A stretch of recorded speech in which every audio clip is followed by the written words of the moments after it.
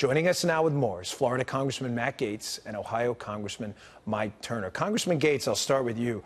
This investigation is getting uglier by the minute as more of this investigation comes out in a drip fashion.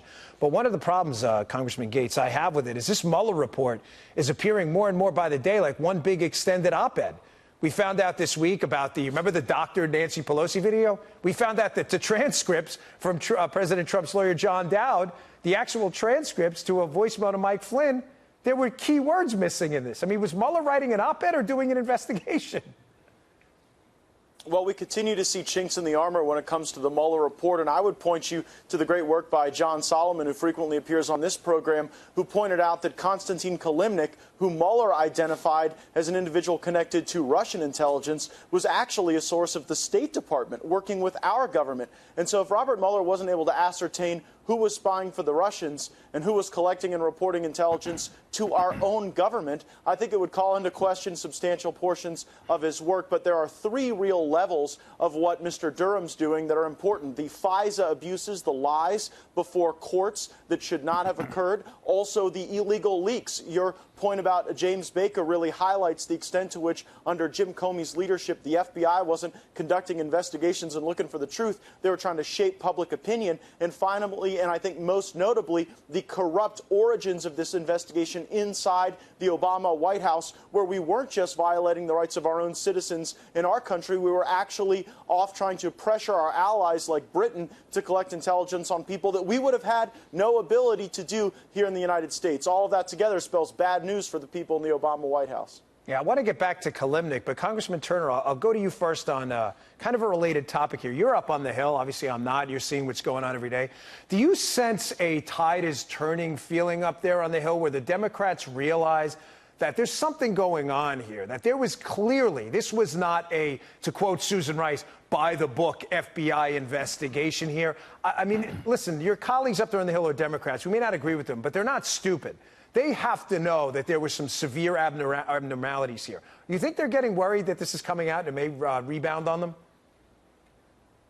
Well, Dan, one of the things I think they're worried about is the new authorities that the Attorney General Barr has with respect to declassification. Because you remember, it's not just these investigations, the origins of the investigations. It's also the American public getting the truth and getting the actual information. Remember when Michael Cohen came to testify before the Intelligence Committee, which I serve on, there were a number of leaks of how Michael Cohen's testimony was going to sink the president and leaks about what was in his testimony.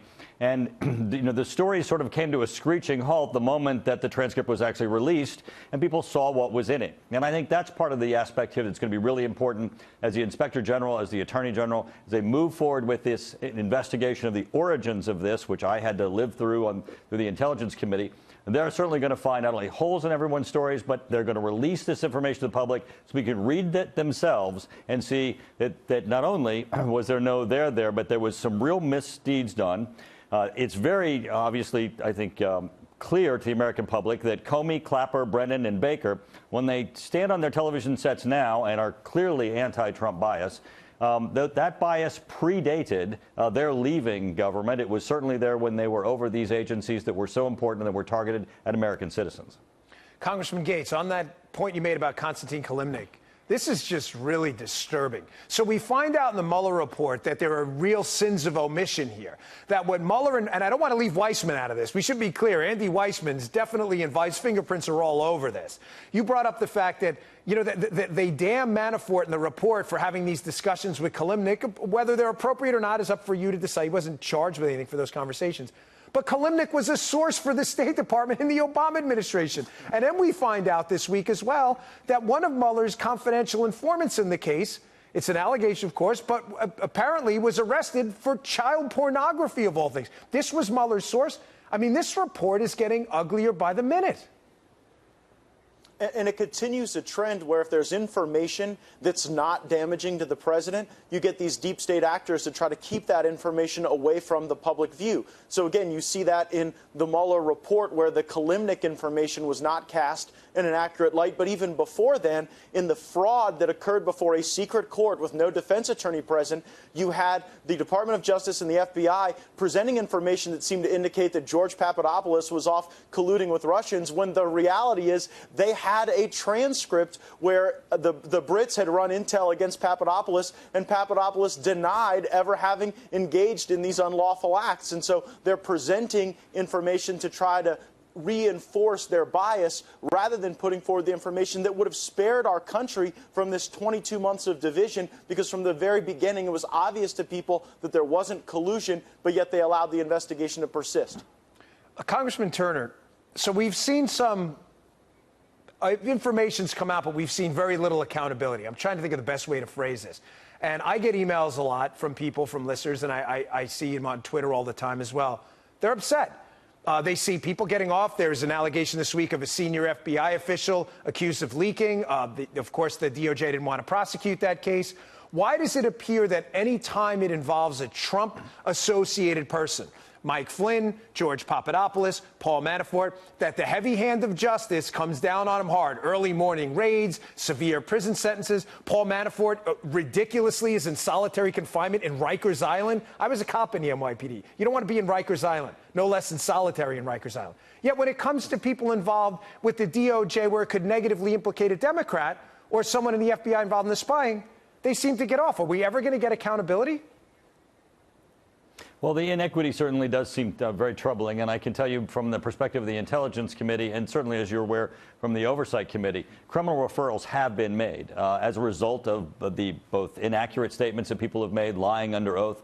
I believe things that go right to the heart of the inception of this investigation.